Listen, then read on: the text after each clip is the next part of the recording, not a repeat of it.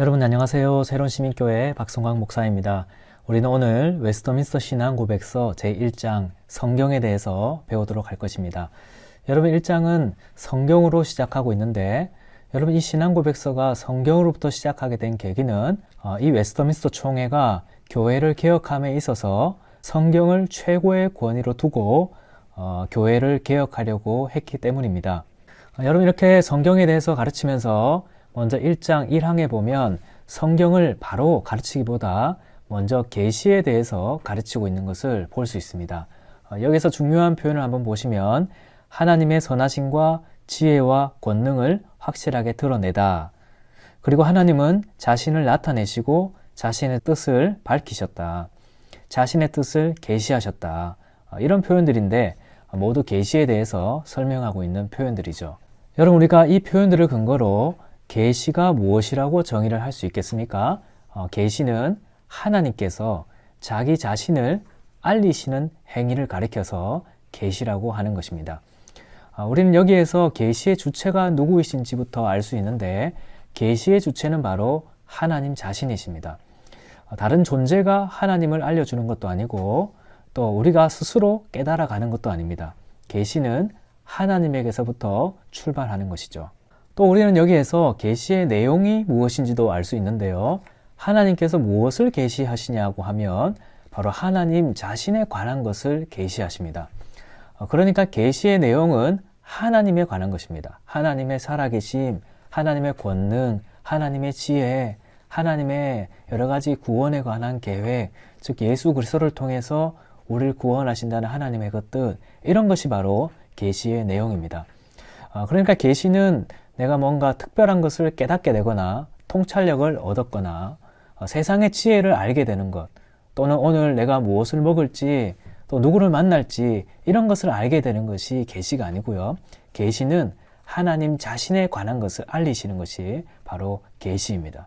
그리고 우리는 여기에서 계시가 바로 하나님께서 자기 자신을 알리시는 행위라는 것을 알 수 있는데, 그러니까 계시는 감추어졌거나 어떤 특별한 것에 조심스럽게 가서 배우거나 숨겨져 있고 감추어져 있는 그런 것이 아니고요. 하나님께서 자기 자신을 적극적으로 알리시는 행위가 바로 계시입니다. 오늘 신앙고백서에서는 하나님께서 자기를 알리시는 두 가지의 방식을 이야기하고 있는데, 첫 번째가 자연의 빛, 그러니까 사람의 본성의 빛을 가리킵니다.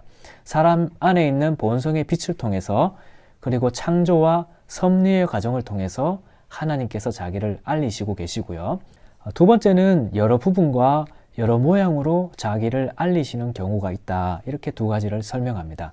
여기에서 먼저 자연의 빛이라는 것은 모든 인간 안에 있는 본성적인 그런 것을 말하는데, 사람 안에 있는 어떤 이성이나 아니면 감각이나 도덕적인 양심이나 이런 것들을 통해서 하나님께서 자기 자신을 알리시는 것입니다. 그래서 어떤 사람들은 이성적인 작업, 논리적인 작업을 통해서 신존재 증명 같은 걸 하면서 하나님의 살아계심에 대해서 알아가기도 하고, 또 어떤 사람들은 잘못된 일을 했을 때에 양심이 주는 가책을 통해서 죄를 미워하시는 하나님, 또 죄를 지어서는 안 된다는, 죄에 대한 심판이 있다는 사실을 양심을 통해서도 깨닫게 되는 것이죠. 그래서 로마서 2장 15절에 보면 이런 이들은 그 양심이 증거가 되어 그 생각들이 서로 혹은 고발하며 혹은 변명하며 그 마음에 새긴 율법의 행위를 나타낸다. 그렇게 말씀하고 있습니다. 그리고 하나님은 창조와 섭리의 사역을 통해서도 자기 자신을 알리신다라고 말하는데, 예를 들면 사람이 어떤 창조물을 보고 이 세상에 있는 어떤 자연 만물을 보면서 어떤 사람들은 너무 익숙해져서 자연이 그냥 당연하게 이렇게 흘러가는 것이라고 생각하는 반면에, 어떤 사람들은 이것을 깊이 연구하고 또 보면서 이렇게 신비로운 인간의 모습과 이 신비로운 자연의 모습들, 이런 것들을 보면서 신적 존재, 그리고 이 세상을 다스리고 운행하고 계시는 하나님의 어떠한 지혜, 능력, 이런 것들을 깨닫기도 한다는 것입니다.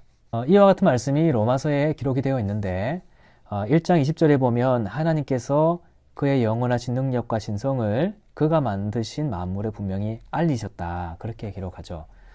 이 알리신 이것이 너무나 분명하고, 사람이 조금만 생각을 하고 고민해보면 하나님의 존재와 그분의 능력을 알 수 있도록 하셨기 때문에 어떤 사람도 하나님이 없다고 말하지 못하며 핑계하지 못하도록 알리시고 계시다는 겁니다. 우리가 이렇게 본성의 빛 그리고 창조와 섭리의 사역을 통해서 하나님이 자기를 알리시는 것을 우리가 일반적으로 일반 계시다 그렇게 표현을 하는데, 그런데 이 일반 계시만으로는 우리가 하나님에 대해서 온전하게 다 알 수 없다고 말합니다.